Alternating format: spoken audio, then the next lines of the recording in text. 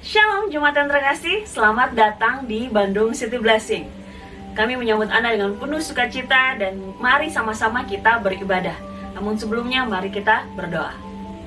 Tuhan, kami mengucap syukur, kami berterima kasih, kami merasakan luar biasa baik Tuhan sepanjang hari-hari kami, sepekan yang lalu. Bahkan kami percaya di hari-hari depan Tuhan bersama dengan kami senantiasa. Janji-janji-Mu luar biasa terjadi dalam hidup kami. Hari ini Tuhan, kami siap menaikkan pujian kami, penyembahan kami, dan kami akan mengambil bagian terbaik, duduk di kaki Tuhan, mendengarkan firman Tuhan, dan siap bangun untuk melakukan firman Tuhan. Terima kasih Tuhan, kami so excited, kami sangat bersemangat, kami siap untuk menyembah Engkau hari ini. Di dalam nama Tuhan Yesus kami berdoa. Haleluya. Amin. Sama-sama menaikkan pujian ini jemaat. Kita menari buat Tuhan. Come on.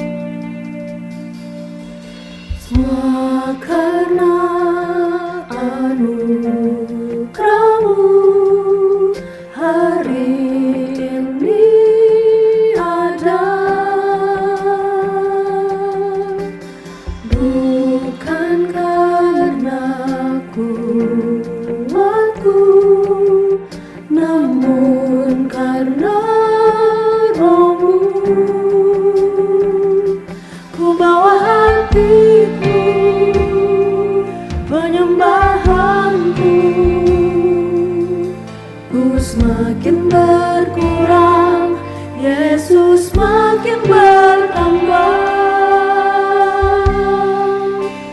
Mengikut Yesus, itulah kesukaan hatiku.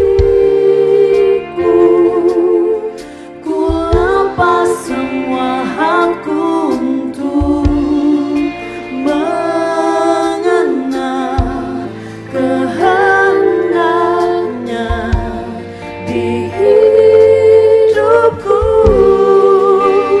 Mengiring Yesus, itulah kekuatan hidupku. Ku yakin anugerahnya mampu jadikanku hamba yang berkenan selalu.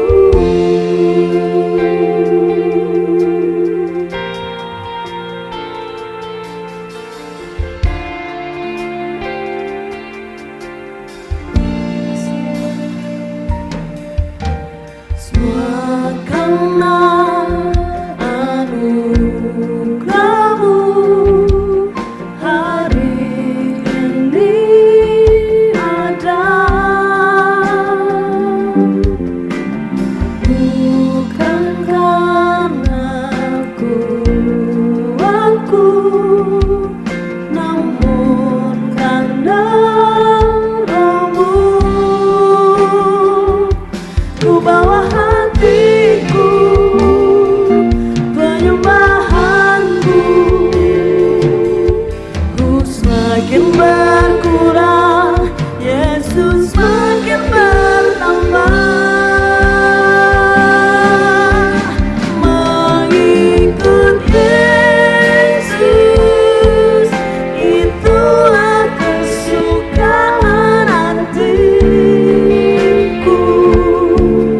Ku lepas semua hakku untuk mengenal kehendaknya di hidupku. Mengiring Yesus, itulah kekuatan hidupku.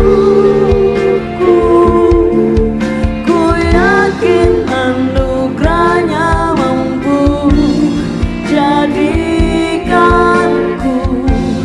hamba yang berkenan selalu.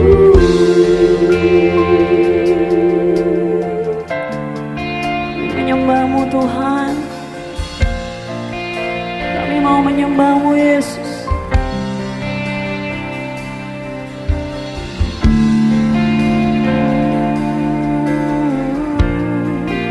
Menyembahmu dalam roh dan kebenaran.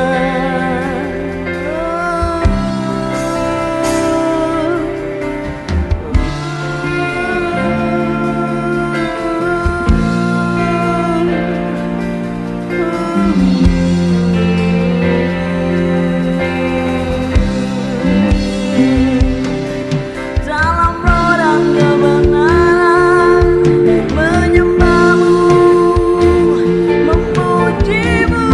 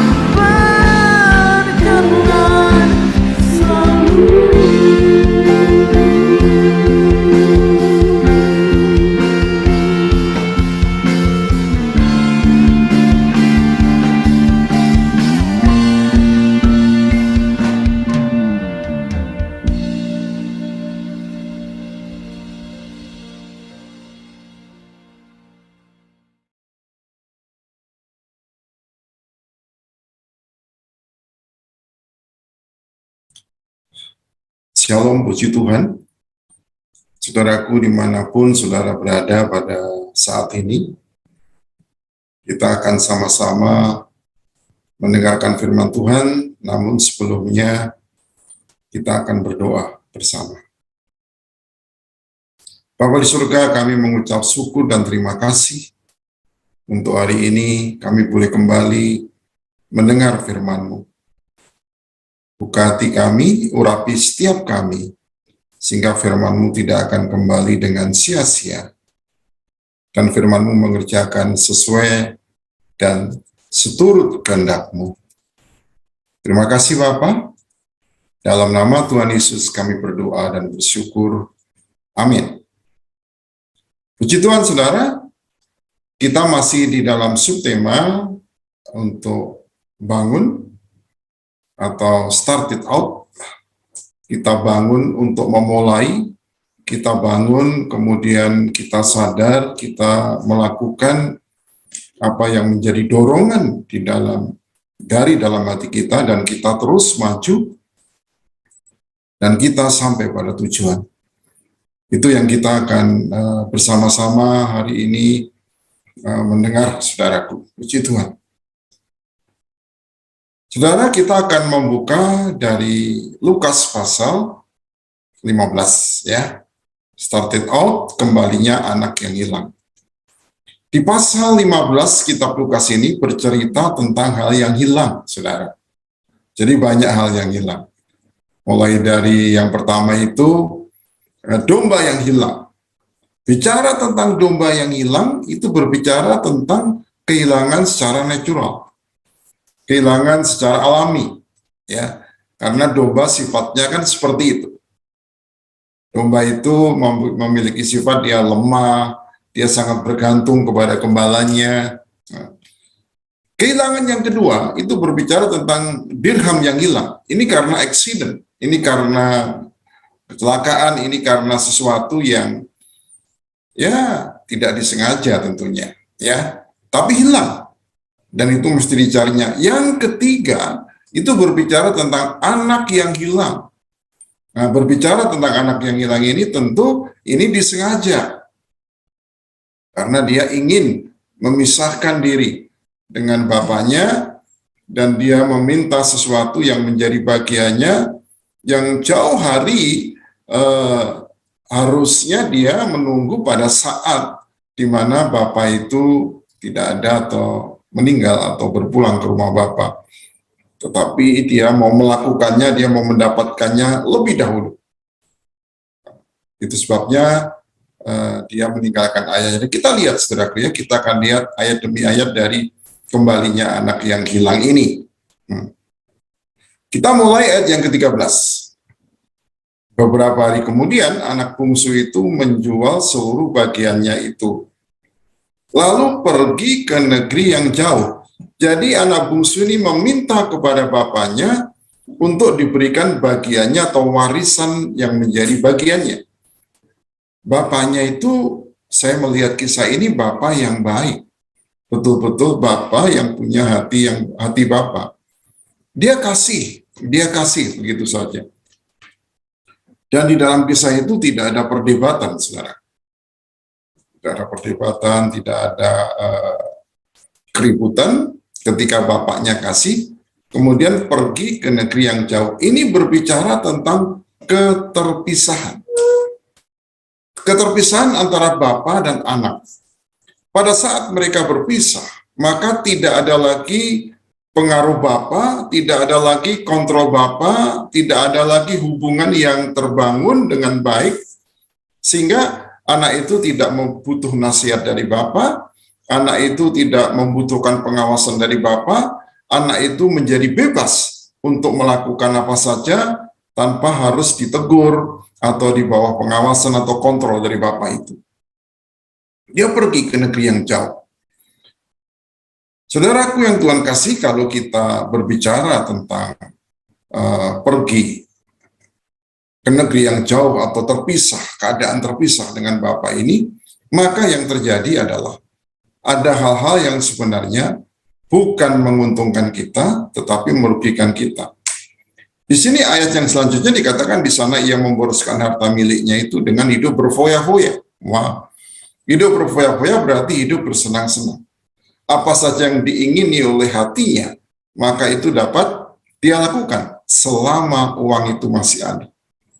Ada kemungkinan yang lain teman-teman atau banyak teman atau mungkin orang yang baru kenal pun ingin menjadi temannya karena ada sesuatu. Ibarat pepatah mengatakan ada gula, ada semut. Maka ketika orang-orang melihat bahwa dia banyak uang, maka banyak orang ingin mendekat kepada dia. Dan dia senang tentunya banyak temannya. Tetapi apa yang terjadi?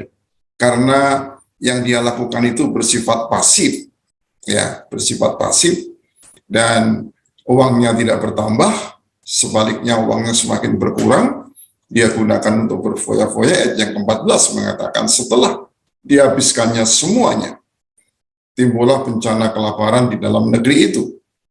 Jadi di luar kemampuan dia ada juga bencana kelaparan. Hari-hari ini kita mengalami adanya bencana pandemi, saudara. Itu di luar kemampuan kita.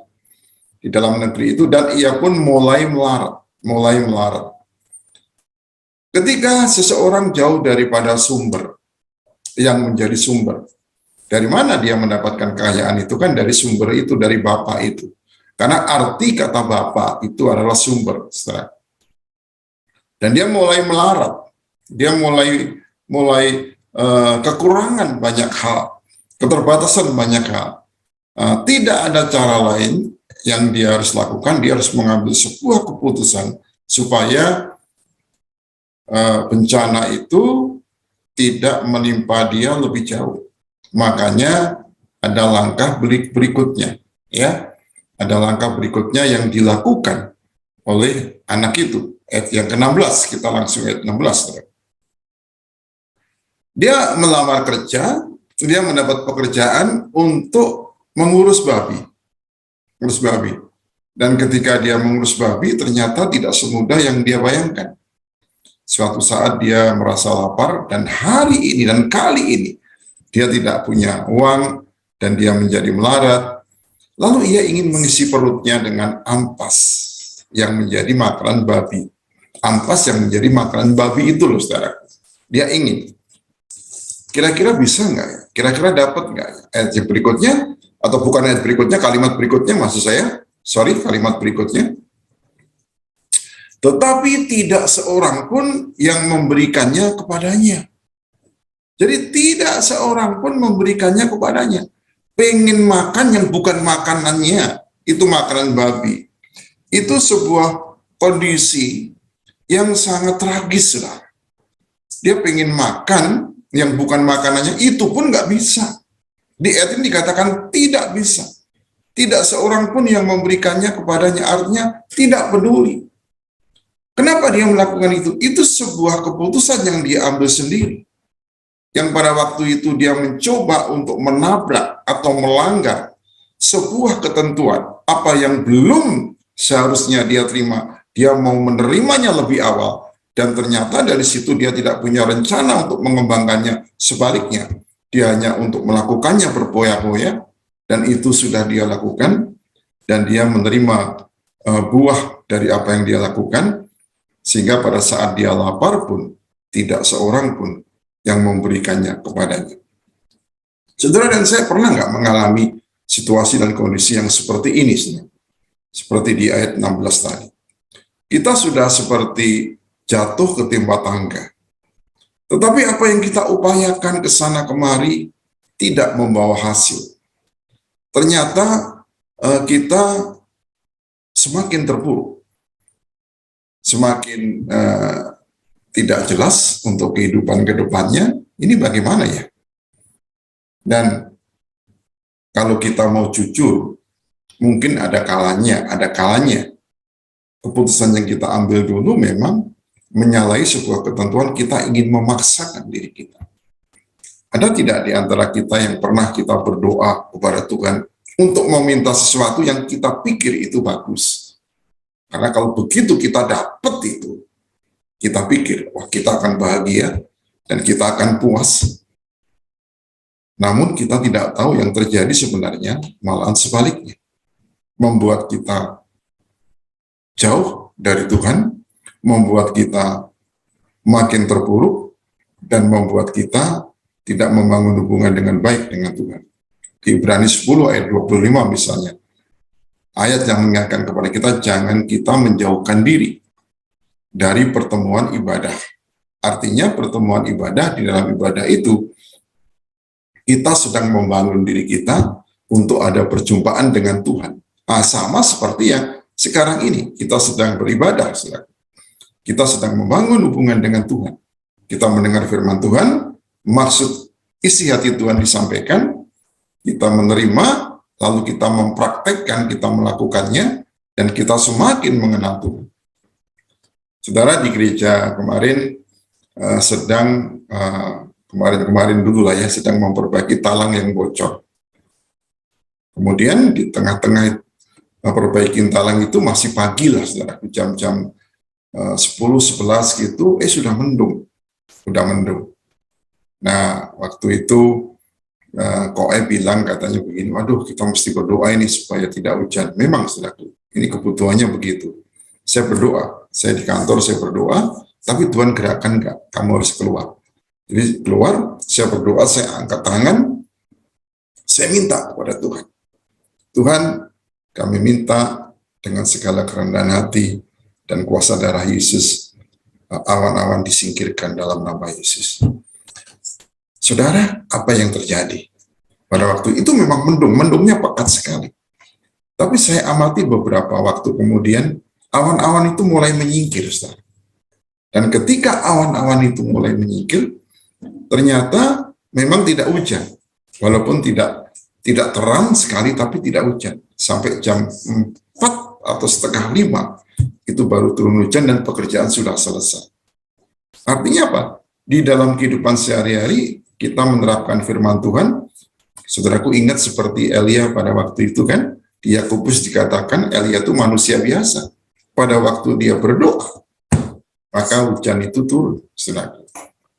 Atau pada waktu dia berdoa, hujan itu tidak turun. Nah, ketika kemarin saya mengalami itu, saya percaya memang apa yang kita percaya itu memang nyata. Tuhan itu luar biasa. Amin, saudaraku. Puji Tuhan, kita lanjut lagi ya ke ayat yang berikutnya, yang ke-17. Nah, Lukas 15 ayat 17, lalu ia menyadari keadaannya. Kita menyadari keadaan kita itu penting sebagai bagian dari rencana Tuhan di dalam kehidupan kita. Sadar. Orang yang sadar itu orang yang mulai bisa membedakan antara benar dan salah.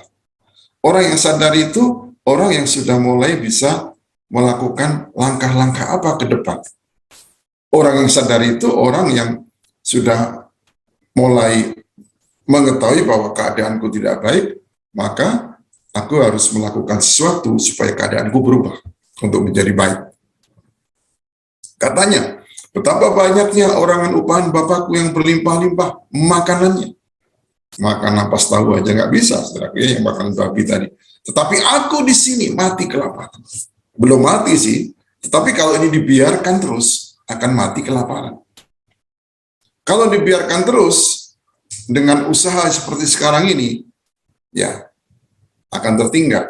Kalau dibiarkan terus tidak bertindak, maka keadaannya akan menjadi lebih buruk.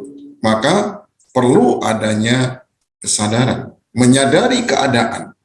Ini membuat anak yang hilang itu mulai melangkah. Maka ayat yang berikutnya ada langkah yang dilakukan oleh anak yang hilang ini. Ayat 18. Aku akan bangkit dan pergi kepada Bapakku, pergi kepada sumber yang tadi itu. Fokus kepada sumber itu. Dan berkata kepadanya, Bapa, aku telah berdosa terhadap surga dan terhadap Bapa. Nah, ini Bapa yang baik tidak malah diomeli, saudara. Tidak malah dicaci maki, tidak malah diungkit-ungkit masalah. Bapa yang baik itu Bapa yang merindukan anakku yang hilang, kapan ia pulang? Boro-boro sempat dalam pikirannya untuk ngomeli dia, enggak, anakku kapan pulang? Jadi seorang bapak itu merindukan kapan ini anakku pulang. Tuhan itu merindukan kita kapan kita berbalik dan datang kembali kepada Tuhan. Kapan kita mengandalkan Tuhan kembali. Ayat yang ke-20, Ustaz. Maka bangkitlah ia, anak bungsu itu, dan pergi kepada bapaknya. Jadi ini dilakukan. Kan sudah sadar tadi. Begitu sadar dia melangkah. Begitu dia melangkah, ya dia akan menjumpai apa yang dia rindukan. Saudara.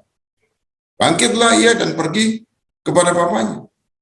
Ketika ia masih jauh, ini yang dilakukan oleh bapaknya, ayahnya telah melihatnya.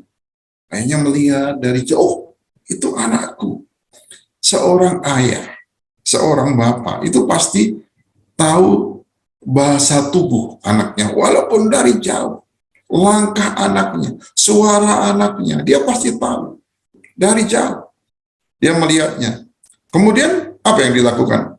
Lalu tergeraklah hatinya oleh belas kasihan. Aduh, anakku pakaiannya, wajahnya, pakaiannya compang-camping mungkin atau lusuh.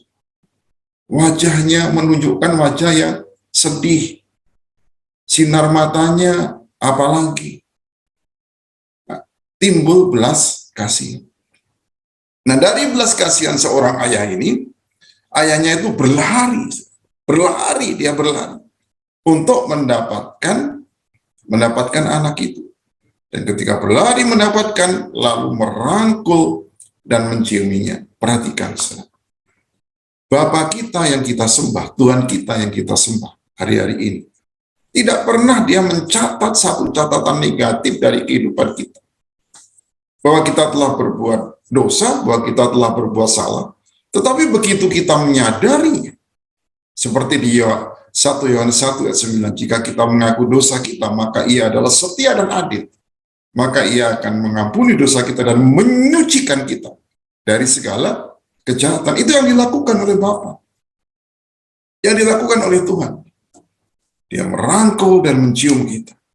Tidak ada satu kata pun yang lepas dari dia. Apa kataku? Makanya kamu harusnya tidak meninggalkan aku. Nggak ada kata-kata itu. Kamu anak yang kurang ajar, nggak ada itu, saudara, nggak ada. Dia rangkul, dia peluk, dia terima. Karena begitu dia kembali saja, langkah yang dilakukan oleh anak itu, Bapa mengerti, Bapa memahami bahwa sesungguhnya dia sudah sungguh-sungguh bertobat. Dan pertobatan itu ditunjukkan dengan langkah, dengan tindakan. Dan ayat 21 dikatakan, kata anak itu kepadanya, Bapa, aku telah berdosa terhadap surga dan terhadap Bapa. Aku tidak layak lagi. Anak ini menyadari, aku tidak layak lagi. Dan bagi anak itu bisa menjadi tuduhan, bisa menjadi intimidasi. Dan intimidasi itu perlu nggak, saudara? Nggak perlu. Aku tidak layak lagi disebut anak Bapa. Seringkali ketika kita sudah mengaku dosa, seringkali ketika kita sudah percaya Yesus, itu jaminan pengampunan dosa itu ada. Tetapi seringkali ketika kita sudah mengaku dosa, kita masih merasa tuduhan itu bukan datang dari Tuhan. Tuduhan itu datang dari luar Tuhan. Tuduhan itu datang dari kuasa kegelapan, dari iblis. Tuhan tidak pernah menuduh anaknya. Roh Kudus tidak pernah menuduh. Roh Kudus mengingatkan supaya kita bertobat. Titik sampai di situ. Roh Kudus mengingatkan akan firman Tuhan kepada kita supaya kita melakukan firman Tuhan. Sampai di situ. Dia bukan menuduh, bukan mengungkit-ungkit. Semua ungkitan, semua tuduhan datangnya bukan dari Tuhan. Nah, apa langkah selanjutnya dari seorang ayah yang baik hati ini? Seorang bapa yang memang punya hati bapa, saudara. Tetapi ayah itu berkata kepada hamba-hambanya, lekaslah bawa kemari jubah yang terbaik, jubah yang terbaik, saudara. Ini kalau dilihat dari sisi orang sudah menghabiskan, menghambur-hamburkan harta, mestinya nggak dikasih seperti ini. Anak datang dihukum suruh kerja keras, kan begitu kan? Ini enggak. Lekas bawa kemari jubah yang terbaik. Jubah yang terbaik. Kalau jubah itu berbicara tentang kebenaran. Saudaraku, di kitab Wahyu itu mengatakan bahwa apa yang dilakukan orang benar itu diibaratkan sebagai kain lenan halus yang berwarna putih dan jubah. Di dalam kisah Elia dan Elisa, kalau saudaraku ingat, apa yang diminta oleh Elisa itu jubahnya Elia. Jadi apa yang telah dilakukan oleh Elia itu supaya bisa melekat kepada Elisa. Dan puji Tuhan, Elisa mendapatkan double portion dari jubah itu. Dan dia melakukan banyak hal, 2 kali lebih daripada yang dilakukan oleh Elia. Itu tentang Elisa. Jadi jubah yang terbaik, jubah maha indah, jubahnya Yusuf yang maha indah, yang pernah dibuang, dicabik-cabik oleh kakak-kakaknya yang iri pada waktu itu. Tetapi ternyata jubah itu digantikan pada waktu dia menjadi orang nomor 2 di Mesir setelah Fir'aun pada waktu itu. Jubahnya sendiri tidak pernah akan hilang. Dan ketika berbicara tentang dia meninggalkan bapaknya pada waktu itu, ketika dia kembali diberikan jubah, artinya ada pembaharuan hidup. Pembaharuan hidup kita. Kita gagal di masa lalu, tapi ketika kita berbalik datang kepada Tuhan, kegagalan yang kita alami itu merupakan batu loncatan untuk kita berhasil dan berhasil. Kegagalan di masa lalu yang jauh dari Bapa berbeda, saudara. Dengan kegagalan yang kita alami ketika kita bersama dengan Bapa, itu bukan kegagalan lagi, tetapi keberhasilan yang tertunda. Dan pada gilirannya kita akan diberikan kekuatan untuk kita bisa bertekun, untuk kita bisa konsisten, untuk kita bisa melakukan terus, dan sampai kita berhasil. Di dalam Tuhan itu pasti berhasil. Amin, saudaraku ya. Puji Tuhan. Nah, belum. Kembali dulu ke ayat yang ke-22 tadi ya. Ini belum selesai kan, baru jubah tadi. Nah, thank you, Olivia. Kemudian pakaikanlah itu kepadanya, jubah tadi dipakaikan, bukan hanya pakaikan. Kemudian kenakan cincin. Saudaraku, cincin berbicara tentang meterai. Cincin berbicara tentang meterai. Diri kita, hidup kita ini sudah dimeteraikan oleh darah Yesus. Meterainya adalah darah Yesus. Artinya kita menjadi miliknya. Seorang pasangan muda yang mau menikah, mereka pasti menyiapkan cincin pada saat pernikahan kudus. Lalu cincin itu saling dipasangkan sebagai meterai, bahwa satu sama yang lain saling memeteraikan itu menjadi suami dan istri. Kenakan cincin. Cincin meterai itu bahwa dia kembali kepada bapaknya dan dia menjadi anak Bapa. Wow, luar biasa. Meterai kita adalah darah Yesus. Kita diperdamaikan. Kita yang statusnya tadinya bukan anak menjadi anak. Dan kita diakui menjadi anak, dan kita akan mendapatkan waris dari Bapa itu, saudara. Karena kita mengenakan meterai itu, yaitu darah Yesus. Jadi cincin berbicara tentang meterai. Tuhan itu ingin memberikan meterai kepada milik kepunyaannya, kepada saudara dan saya. Dan kalau kita dengan meterai itu, saudaraku, maka yang terjadi, janji-janji Tuhan akan digenapi lewat kehidupan setiap kita. Yang percaya katakan amin, saudaraku. Yang hari-hari ini engkau mengalami pergumulan, kemudian membuat engkau down, ayo kita bangkit lagi. Hari-hari ini engkau merasa sedih atau sedang lemah tubuh, ayo janji Tuhan, bilur-bilur Yesus telah menyembuhkan. Yang hari-hari ini engkau merasa ragu-ragu dengan hidupmu, apa maju atau mundur, saudaraku, kalau Tuhan katakan diam, diam dulu. Tapi kalau Tuhan katakan maju, maju. Kalau Tuhan katakan mundur, ya mundur.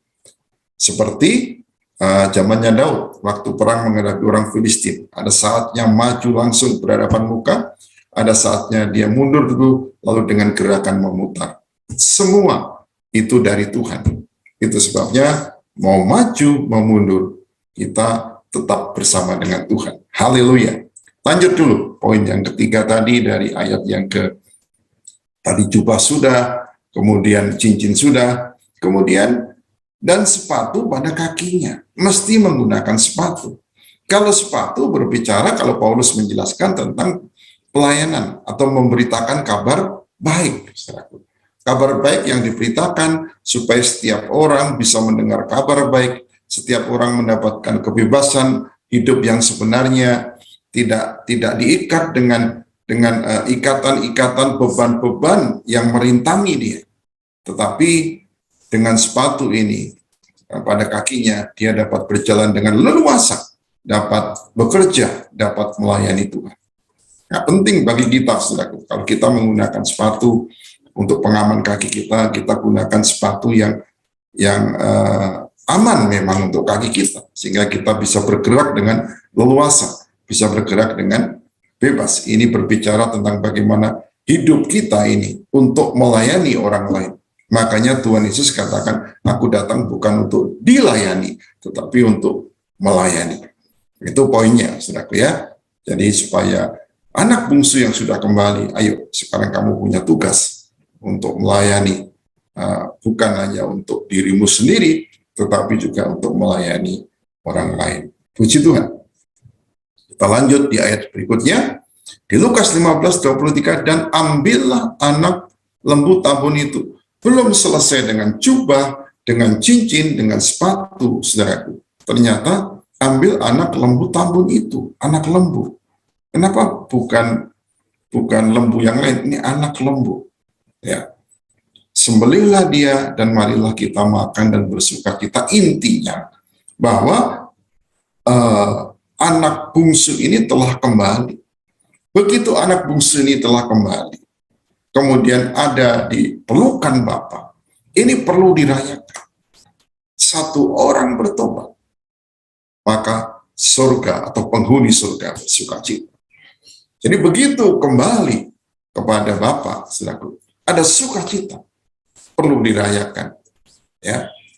Jadi beda waktu anak bungsu itu meninggalkan bapaknya, dia merayakan kebebasan dengan bapaknya, tetapi grafiknya akan membuat dia menurun. Dia menjadi berkekurangan, melarat, dan kehancuran. Tapi yang sekarang dirayakan karena untuk kembalinya dia, dan dia akan membangun kehidupan yang akan naik, dan naik. Begitu, puji Tuhan. Maka kita dapat simpulkan dari semuanya ini, saudaraku.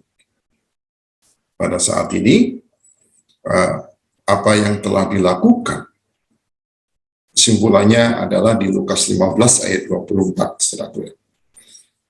Sebab anakku ini telah mati. Jadi keterpisahan dengan Bapa itu menyebabkan kematian. Keterpisahan hubungan kita dengan Tuhan itu bisa menyebabkan kematian rohani. Apakah anak ini secara fisik mati? Enggak. Secara fisik dia hidup, tetapi rohaninya mati. Anakku ini telah mati dan menjadi hidup kembali. Ini yang perlu dirayakan. Kematian yang berubah menjadi kehidupan, ini yang perlu dirayakan. Jadi kata kuncinya untuk hidup kita dalam pengiringan kita kepada Tuhan, yang dikatakan bangun tadi, adalah supaya hidup kita tuh berubah. Dari apa? Dari jauh dengan Tuhan menjadi dekat dengan Tuhan dan makin mengenal Tuhan. Itu yang tentunya diharapkan oleh Bapa kepada anak bungsu ini. Anakku ini telah mati dan menjadi hidup kembali. Saudaraku, apa yang mati di dalam kehidupan kita? Hubungan suami istri yang mulai mati, ayo dihidupkan kembali. Hubungan antar saudara bagi anak-anak, ayo dihidupkan kembali. Hubungan anak-anak dengan orang tua, hubungan suami istri, hubungan anak-anak, hubungan keluarga dengan yang lain, hubungan misalnya antara anak mantu dengan orang tua, ya, orang tua, mertua dan lain sebagainya, semua bisa diperbaiki. Jangan dibiarkan itu mati. Karena kalau mati kasusnya seperti tadi, mungkin kita merasa kita bebas. Bukan itu kebebasan yang sebenarnya. Ketika kita mengikut Tuhan itu kan kita bebas, dibebaskan dari tuduhan. Tetapi ada beberapa hal yang memang harus kita ikuti. Lalu orang lain menerjemahkan, kok kita jadi nggak bebas ya ikut Tuhan? Bukan, justru kita itu mengalami kebebasan. Tetapi memang ada batasan sebagai anak Tuhan, supaya kita hidup benar di dalamnya, menjadi ada batasan-batasan. Tapi batasan-batasan itu tidak membatasi, tidak mengikat kita, melainkan untuk menolong kita supaya kita bertumbuh dan makin kuat di dalam Tuhan. Itu yang terjadi. Makanya Tuhan katakan tadi, ini juga berbicara tentang hubungan-hubungan yang perlu dipulihkan.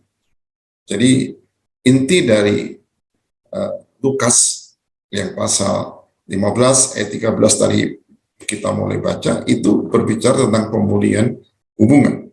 Bagaimana hubungan kita dengan Bapa itu yang pertama mesti dipulihkan, maka hubungan yang lain-lain pasti akan mengikutinya. Puji nama Tuhan. Tetap semangat, tetap sehat saudaraku. Tuhan Yesus memberkati. Mari kita berdoa. Bapa, kami mengucap syukur untuk firman-Mu yang telah disampaikan pada pagi hari ini. Biarlah ini memberkati setiap kami. Kami bersyukur Engkau memberikan kami pakaian saat kami bertobat. Engkau memberikan kami meterai, yaitu darah-Mu sendiri yang sangat mahal dan berkuasa. Engkau memberikan kami sepatu atau alas kaki untuk kami melayani. Kami dimampukan untuk melayani. Terima kasih Tuhan. Kalau cincin bagi anak yang bungsu tadi, maka Engkau berikan darah-Mu sendiri bagi kami. Dan kami juga bersyukur Tuhan, yang tadinya kami mati, tapi kami bisa hidup lagi. Hari-hari ini Tuhan, apakah usaha kami mati, hubungan dalam keluarga, hubungan pertemanan, persahabatan kami mati, Tuhan, ini waktunya untuk dibangkitkan kembali. Dan kami terus Tuhan melihat bahwa Engkau Tuhan yang baik, Engkau Bapa yang memang memiliki hati Bapa, impartasikan hati Bapa itu kepada setiap kami, sehingga kami memiliki belas kasihan. Terima kasih Bapa. Dalam nama Tuhan Yesus kita boleh tetap kuat di dalam Tuhan. Saudaraku yang Tuhan kasih, mari buka hatimu dan angkat tanganmu untuk menerima berkat Tuhan. Bapa menghadapkan wajahnya kepada setiap saudara dan memberikan damai sejahtera. Diberkati ketika engkau masuk, diberkati ketika engkau keluar. Diberkati usahamu, diberkati pekerjaanmu, diberkati studimu, diberkati rumah tanggamu, diberkati buah kandunganmu, diberkati pelayanan. Tangan kanan Tuhan yang membawa kemenangan menyertai setiap saudara. Saudaraku yang Tuhan kasih, terimalah berkat anugerah Bapa bersama Yesus Tuhan dan Juru Selamat kita, dan dalam persekutuan dengan Roh Kudus dari sekarang sampai selama-lamanya. Di dalam nama Tuhan Yesus, kami berdoa dan mengucap syukur. Haleluya. Amin. Tuhan Yesus memberkati.